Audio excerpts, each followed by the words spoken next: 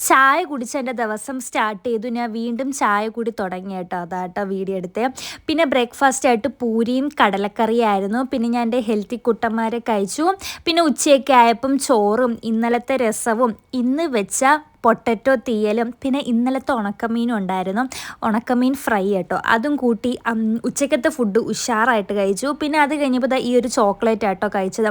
ഇതെൻ്റെ ഫേവറേറ്റ് ആയിട്ടുള്ള ചോക്ലേറ്റാണ്. കാരണം അടിപൊളി ടേസ്റ്റാണിത്.